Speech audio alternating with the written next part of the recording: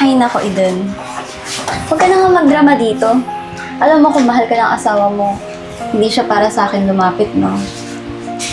Ay, siguro sawang-sawa ka na sa asawa mo, no? Napakawalang hiya mo talaga. At ikaw, Francis,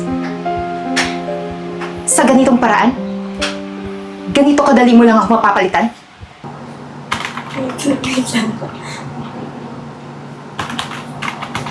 Coffee, Francis. Ma'am. Nakakaya naman po kayo pa yung nagtimpla ng kape. Ano ba yun? Wala yun, Francis. Alam mo naman, ikaw yung favorite ko dito sa office.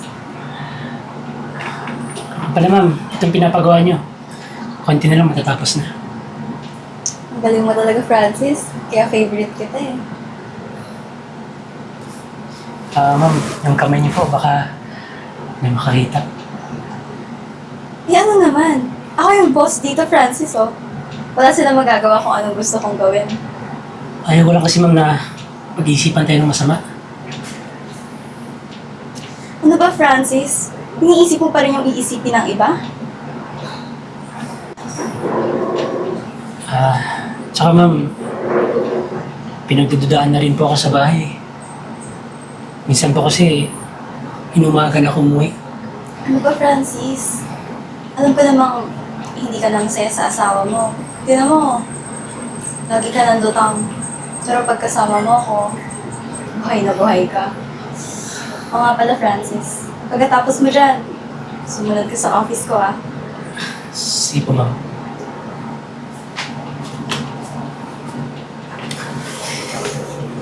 Ang init.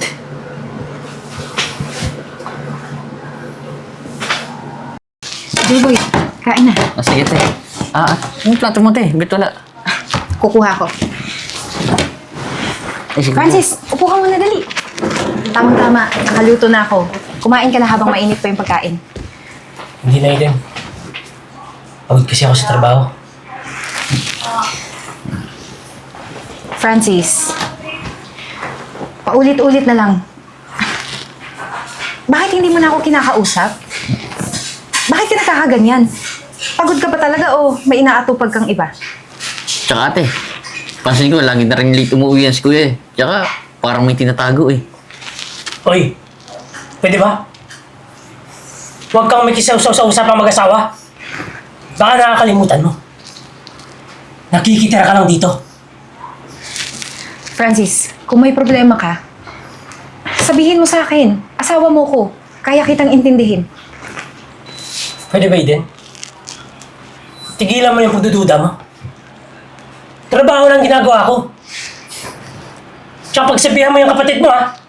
Kung hindi, papalayasin ko yan.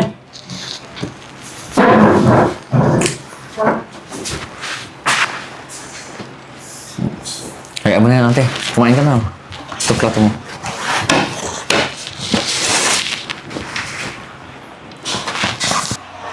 Ma'am, parang mali yung ginagawa natin eh. May asawa kong tao. Alam mo, kahit naman siguro ibang lalaki, hindi ka tatanggihan. Bata ka. Maganda. Yun na nga, Francis eh. Ba't iniisip mo pa yung asawa mo? Masaya ka naman sa akin, Francis. Alam ko yun. Takot lang kasi ako, ma'am eh. Baka mahuli tayo. Francis, ano ka ba? Ano bang kinakatakot mo? Alam mo naman kaya kong gawin lahat para sa'yo, di ba?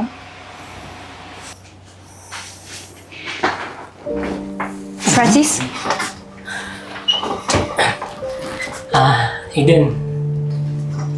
Boss ko pala. so ito yung tinatawag mong overtime. Habang ako, nalilito nakakaisip kung anong nangyayari sa'yo. Tapos nandito ka lang pala? Nagpapakasarap dito sa boss mo? Hindi din, mali yung iniisip mo. Ang totoo niyan, may business meeting kami. Anong mali? Walang mali. Kasi kitang-kita ko na mismo. Hay nako, Eden. Huwag ka na nga magdrama dito. Alam mo kung mahal ka ng asawa mo, hindi siya para sa akin lumapit, no? Ay, siguro sawang-sawa ka na sa asawa mo, no? Napakawalang hiya mo talaga. At ikaw, Francis, sa ganitong paraan, ganito kadali mo lang ako mapapalitan? Eden, di ba sinabi ko na sa'yo? May business meeting kami. Tsaka ito, si ma'am, sobrang close to sa mga empleyado niya. Ay, nako, Francis. Ma'am, asawa ko yun. Sa ngayon, hindi mo pa maiintindihan. Hanggang sa mawala na sa'yo lahat.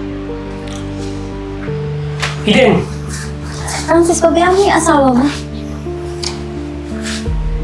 Di ba sinabi ko na si ma'am? Mahuhuli tayo.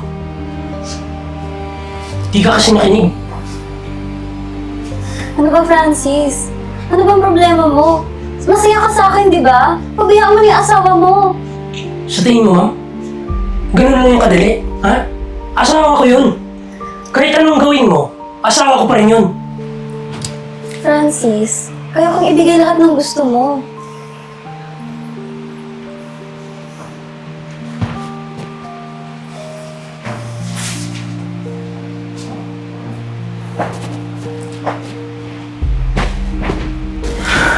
Oh, sis. Ano ba nangyari sa'yo? Tinatawagan kita, hindi kita makontak kaya dumiretso na ako dito sa bahay mo. Ayos ka lang ba? Marimar, si Francis.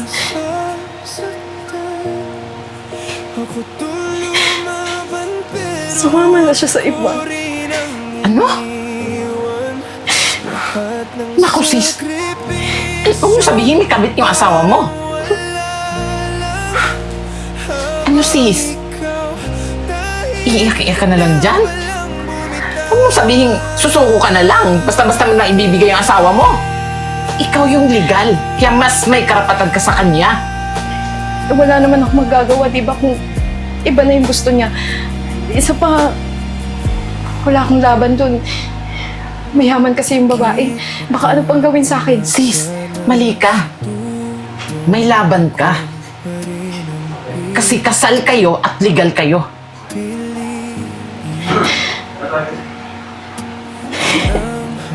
Hindi ko na alam yung gagawin ko eh. Para na akong mababaliw dito, kakaisip ko na saan na si Francis, kung babalik pa ba siya. Mahal pa ba niya ako? Basta sis, ipaglaban mo ang tama. Tsaka huwag kang magpapadala sa takot na kung ano mang meron dyan sa dibdib mo. Ipaglaban mo yung sarili mo at ipaglalaban mo yung pamilya mo. Ano lang yun? Simple. Ka ba?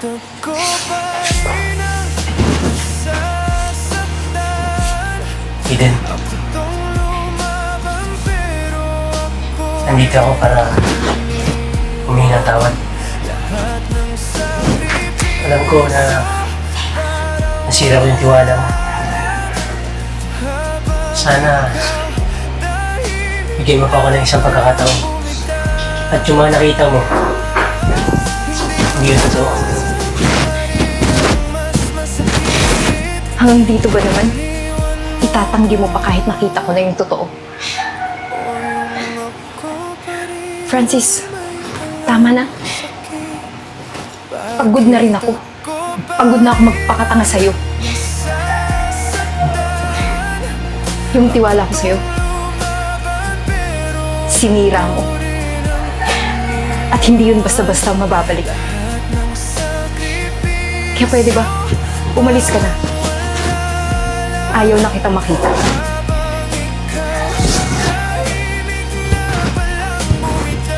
Alis na!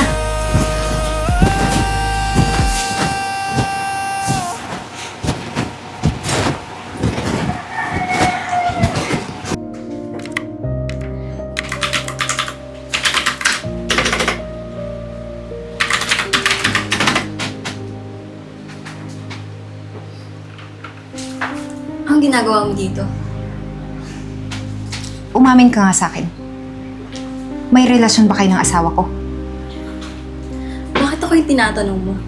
Ba't di mo tanungin yung magaling mong asawa? Eh gusto kong malaman mula sa'yo.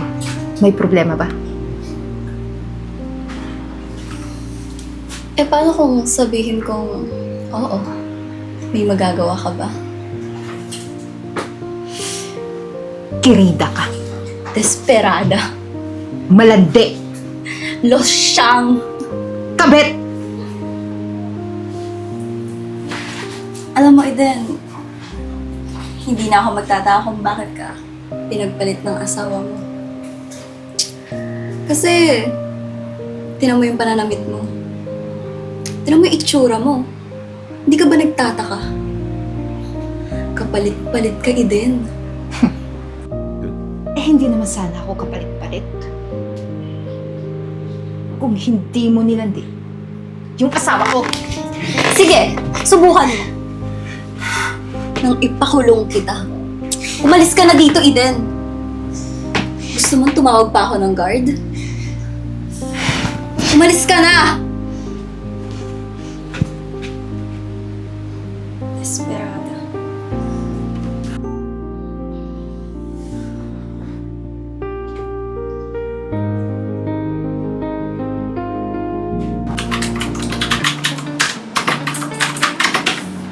Oh, sir, ano sadya niya rito? Anika, matagal ka namin pinapaimbestigahan. Sir, bakit niyo ko pa iimbestigahan? Wala naman ako ginagawa dito sa company, sir, ah. Walang ginagawa? Nahuli ka namin. Nagnanakaw ka ng pera dito sa kumpanya. Sa tingin mo di ko malalaman? Sir, wala kayong ebidensya, no? Grabe naman kayo magbintang sa akin, sir. Ginagawa ko na maayos yung trabaho ko, no?